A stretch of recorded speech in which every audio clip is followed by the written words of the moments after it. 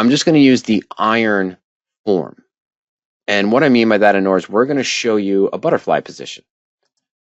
Similar to an iron condor, but in a butterfly position, what we do is we're going to combine a bull put credit spread and a bear call credit spread. And we're going to take SPY, and we're going to go short term. We're going to go to next week, August 16th. With all the options that we have, we're just going to go to August 16th. Hold on one second, folks. I want to make sure that, yeah, good. You're seeing my screen. I apologize for the slight slowness here.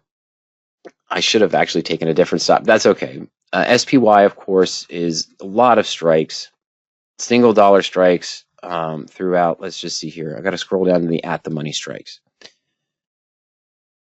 If I was trading a bull put credit spread, I might sell an out of the money put, let's say the August 525 put, and then buy, let's say, a 520 put.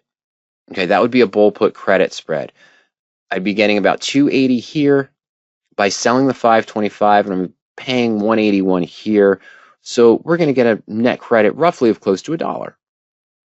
And as long as the stocks SPY stayed above 525, both options expire worthless, we keep the net credit. If I was doing a bear call spread, I might sell the 540 call at 232, thinking the market was going to down, buy a 545 call at 91 cents. A combination of the two. If I combine both positions now, so here's would be my bull put credit spread. Here would be my bear call credit spread. And if I combine them both, I'm in an iron condor, which is a nice neutral position. The stock's trading right about here. So I have a good range in the money, upside and downside. I have a decent lower break even and upper break even. Okay, so the SPY can move up before I'm worried about the bear call spread, or it can fall a little bit before I'm worried about the bull put credit spread. It might need to adjust it. Now, a butterfly position is the same structure where I might be doing an iron butterfly, Anor. An iron butterfly might be the same structure where I'm doing a bull put credit spread and a bear call, but both options are sold right at the money, right at the current price where the stock is trading.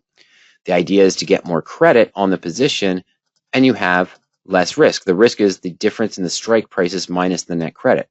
So if I'm selling at the money, I'm getting a much higher premium than going out of the money, and that's where the iron butterfly seems to be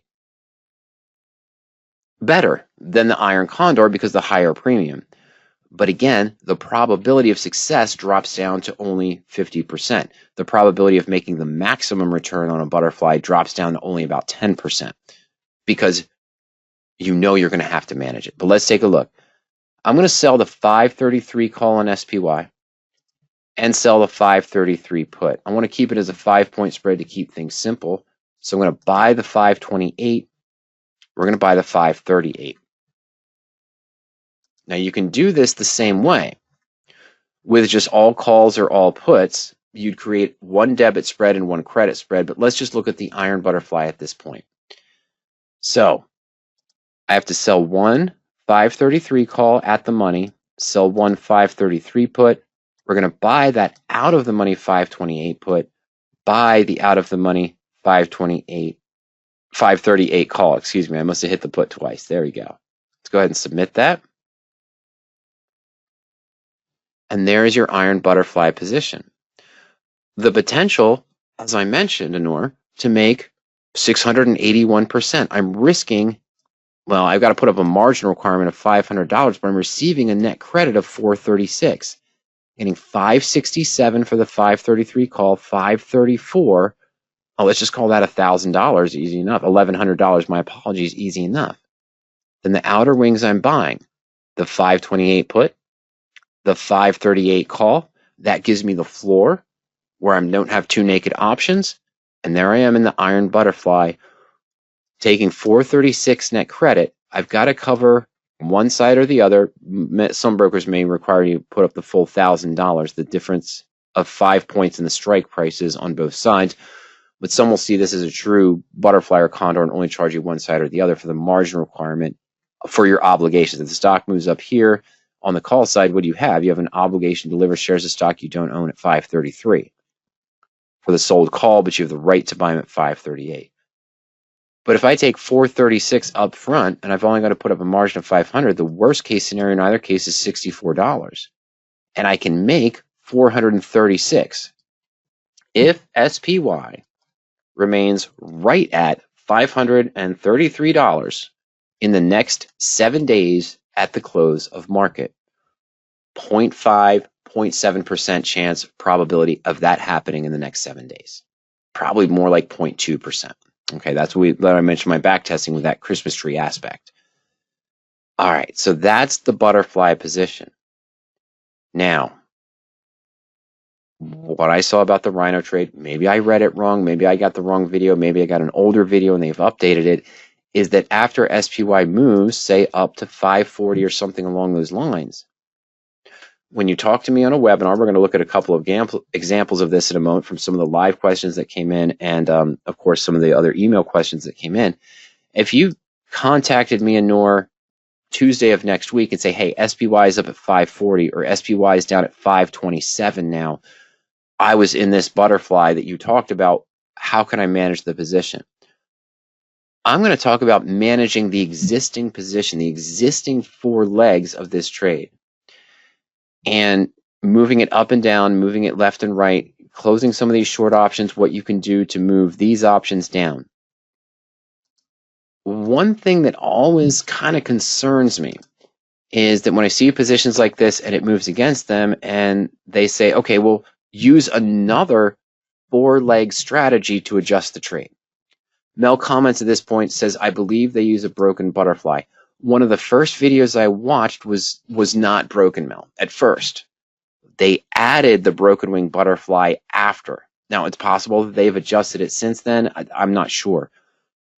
But they don't manage the existing trade. They didn't manage, it didn't look like the 2 obligations to either deliver shares of stock you don't own at 533 on this existing butterfly, or you may have to buy shares of SPY at 533 with the sold put on this part of the butterfly. They just added another broken wing butterfly. So now the stock has fallen. They might have gone out further out in time in this case. They might not have, depending on how much time is left on the trade. So you've got a 4-leg position that's moving against you in a sense. It's dropped down in price. And so now they might have done, as Mel mentioned, the broken wing. So let's say it fell down there. So I might sell a 525 put, sell a 525 call. The market's going down, so I might buy a 520 put, but do something way up here and buy a 540 call to create a broken wing butterfly on the other side. So on and so forth. What are we doing now? We're adding complexity into the trade. So I'm selling a 525 put, and we're assuming now, in this case, the market's fallen to about 524, 525. So again, I might collect another $3 for this premium. 525 put, let's say it's 285. Oh, it's probably higher now. It's probably 315 since the market's fallen, not 2315. My apologies. And on the outside wings, the 520 put, hey, that was probably also only about 216, 260, let's call it 225. And the 540 call might only be 80 cents. That's the broken wing portion. It didn't quite see this chart based on what they were saying, but that's kind of part of it. And it didn't increase the risk to the upside as they showed, but then they talked about adding a whole nother calendar spread to this position. And so that's what we're looking at, okay? Yeah, and so Mel says they would start with a broken wing butterfly, then add another broken wing butterfly, but you started off with the same way. You started off with 4 legs, broken butterfly strategy, then they add another broken butterfly, then on top of that, they add a calendar based on how the market is moving. But right away, you see what I'm talking about here. What's the advantage? What's the risk and control? Okay, maybe I have it wrong here. This doesn't look like a rhino. Well, it does, but it looks more bearish, but there's too much risk involved in this position from what they typically show. Going back to just the standard one as well, the idea was a broken wing butterfly. Let me start with that. Instead of a 5-point away put for August 16th, excuse me, maybe it was 10, maybe it was 15 points away. So you'd have a slight different skew one direction or the other, and then, add that. Okay, so, but you see what I'm saying? This is not a simple strategy by any stretch of the imagination.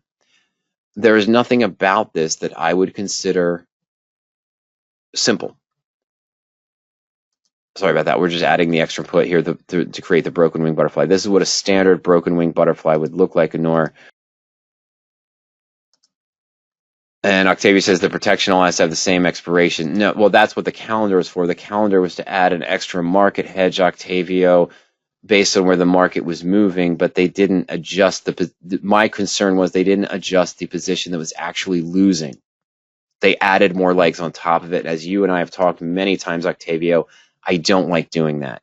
If I'm in a position such as a butterfly, broken wing butterfly, anything along those lines, if it starts moving to against me, I want to adjust the legs that are moving against me. I don't want to leave them open in that scenario. I want to make some adjustment. Okay, so that's a broken wing butterfly. So what I did here is we kept the same 533, 528 put here, and you can actually, have a position where you have no risk to the downside, but instead of just a standard 5-point spread, I put it up to 550. So now your real risk is here. Now that's a bit extreme, but that's how I want to show you the difference between a standard all call or all put butterfly, iron butterfly versus a broken butterfly. Okay, Nor. So that's what you're looking at. Now you add the complexity of the other positions, and that's where it comes into the management and more in that case. But again, short straddle, selling a call and a put at the same strike price. Iron butterfly, regular all call, all put butterfly, profit and loss chart. This one we're looking at here, the broken wing butterfly, even though in some cases you can have it where we have here, where there's potential profit in one direction, you can have it reversed, or where you have a profit here, a peak profit and loss chart here, and then risk down here. Okay?